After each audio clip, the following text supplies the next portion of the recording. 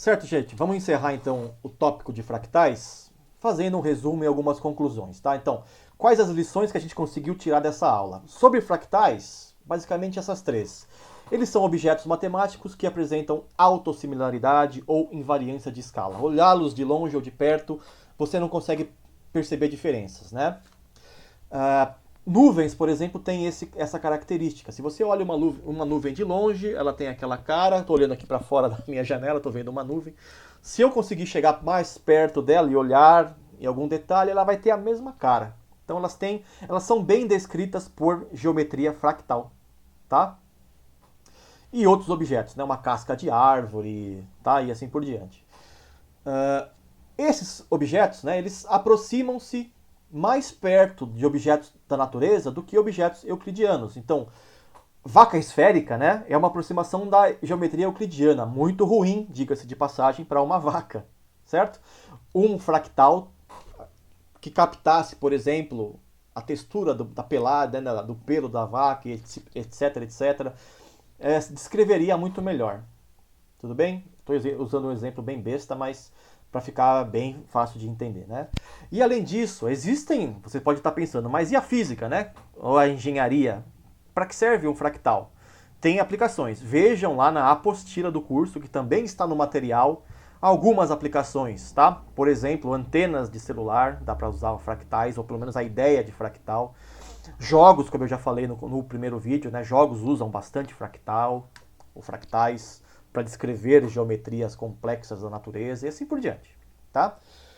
Bom, estas são as lições em relação aos fractais em si. Mas a gente consegue extrair informações para o resto do curso, tá? Primeira delas, ó, a gente já viu que matrizes e álgebra linear desempenham um papel importante, né, na compreensão de conceitos e na codificação computacional. Então, para colocar as ideias no computador, te ajuda muito a trabalhar com matrizes e os conceitos de álgebra linear. A gente vai usar isso praticamente em todos os métodos que a gente for ver neste curso, daqui para frente. Tá bom? Além disso, né, a gente viu nesta aula dois tipos de abordagem, ou de algoritmo, ou de métodos. Né? Os métodos determinístico, em que você segue uma receita previsível, uma receita determinística. Né? Por exemplo, quando a gente viu aquele método recursivo de gerar fractais. Cada vez que você aplica o algoritmo, você sabe exatamente o que fazer. Né? Você aplica o mesmo algoritmo e vai obter sempre o mesmo resultado no final. E também existem os métodos aleatórios ou estocásticos, que é a mesma coisa. São métodos que usam a aleatoriedade para, em alguns passos pelo menos, para gerar o seu resultado. Então, a cada vez que você roda o código, tá? Então, lá naquela árvore fractal que eu gerei usando o algoritmo, perdão, eu gerei usando aquele algoritmo iterativo, eu posso não perceber muita diferença, mas cada vez que eu rodar, a árvore vai ser um pouquinho diferente. Tá? Um pouquinho. Porque eu usei uma ordem diferente de transformações. Entendem? Então, existe um grau de aleatoriedade, então o resultado final vai ter pequenas variações, ligeiramente diferentes. Existem para outros tipos de aplicação métodos determinísticos e métodos estocásticos. E a gente vai ver alguns deles, tá? Então, para simular, por exemplo, transições de fase ou propriedades físicas, tamanho de partícula ou crescimento de partículas, tá? Você pode usar algoritmos determinísticos, pode usar algoritmos estocásticos, em que a aleatoriedade é importante. Então, essas são as duas lições para o restante do curso, tá bom? Matrizes e álgebra linear continuam sendo importantíssimas para o futuro da disciplina E de simulação computacional, e eu posso escolher entre abordagens determinísticas e abordagens aleatórias ou estocásticas. Tá bom, gente? E para finalizar de vez, vamos deixar com vocês aqui só algumas referências, tá? Bom, como eu já falei, tem a apostila do curso, tá lá no material, tá bom? E existem alguns livros famosos, e alguns menos famosos, sobre fractais, teoria do caos. Fractal é uma parte importante da área da ciência chamada de teoria do caos. O pioneiro disso foi o Benoit Mandelbrot, que morreu recentemente, e ele foi o cara que foi o pioneiro dos fractais. Ele lançou em 82 este livro aqui, ó, A Geometria Fractal da Natureza, onde ele descreve, por exemplo,